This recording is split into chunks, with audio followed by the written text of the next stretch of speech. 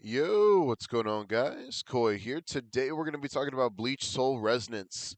Now, some major updates to the game and stuff like that. Pretty interesting, pretty interesting. We are keeping up with it because I'm actually very interested in a fully combat based Bleach game, and I think it's going to be amazing. We've already seen some gameplay from the beta.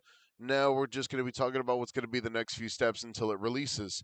Now, this dude's been giving us a step by step, and I've just been keeping up with it. Let's see. Bleach Soul Resonance has now completed research development phase, and the content provided has exceeded ByteDance's requirements. Byte also accelerates preparations for various tests and release. So, from what I heard, there's going to be a beta. Now, one last beta before the release, so they could just get one more out of them, especially since it's going to be ran by ByteDance, a brand new company. So that's like, they kind of have to do it. If they don't do it, then that's kind of like, a thing.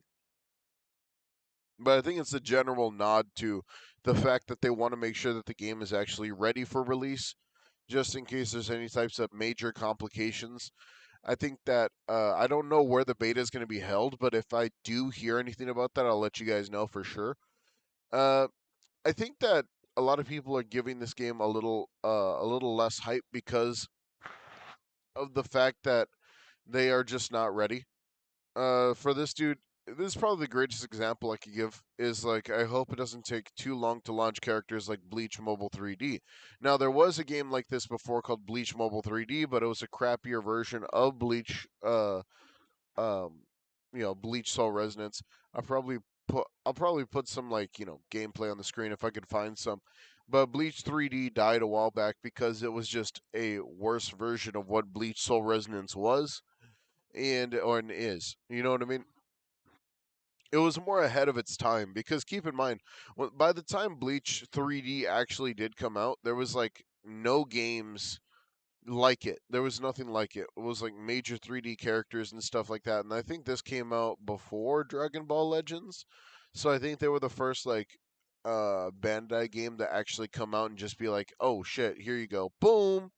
Like major 3D characters, like console style graphics and stuff like that. And I think that like in a lot of cases a lot of people are not ready for it, nor have they been since like early 2000s because keep in mind we've developed so fast as people and as what do you call it as a a race of human beings.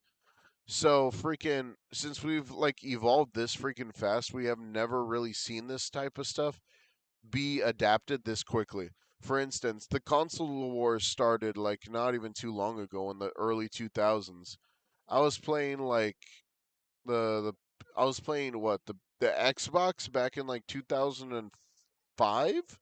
So it was like, Xbox in 2005. Now we got like the Xbox X Series X, whatever the fuck X, and like the PS2 had like I had some Tony Hawk games for the PS2. Now that one's like PS2, fucking now PS5. Now they want to do like something else, and like now we're in this like next era of where like mobile games that get a lot of flack for being mobile games are being transformed into smaller console games in some regard. Like we're talking about like freaking 10 gigabyte downloads, fucking 30 gigabyte downloads. And then I think that a lot of these games should just stick to PC. But then a lot of the mobile video game audience likes the idea of using these as mobile games. And I do understand it. You know what I mean? I do understand that mobile games are hard to come by, especially good ones. But I think that the tech is a little faster that I mean the I think the software is a little faster than the actual tech because right now like my phone couldn't even run One Punch Man World, and I don't know what appropriate phone I would need to run One Punch Man World, besides like the next freaking iPhone. So I think that um, whenever it comes down to mobile gaming, it's very limited depending on where you actually like are. Whenever it comes down to what mobile game you're using and stuff like that, I mean, what device you're using, whether that be Apple, which is instantaneously always having the better like quality and stuff like that, especially in the regard of, you know, games. They always like have like the perfect device for games, which is the latest iPhone. And then you look at Androids and you're like, there's so many to pick from. I don't even know like which one to pick.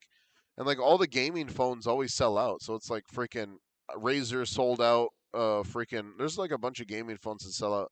And then those start at $2,000. And it's like, man, freaking that's like as much as it costs to get a PC and like a full on monitor and everything like that, man. But I digress. Freaking, I'm going off on a tangent because I've just been like, like moving from game to game right now, and I've just been chilling. Nothing really too crazy these days.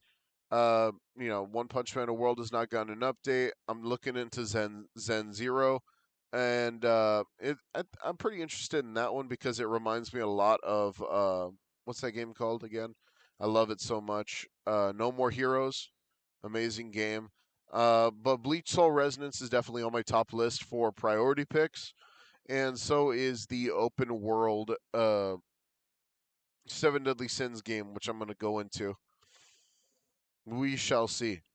But a lot of these games, man, if your game's got like 20, like 30 hours of content to do a day, then it's going to like be really hard for me to want to keep up with it.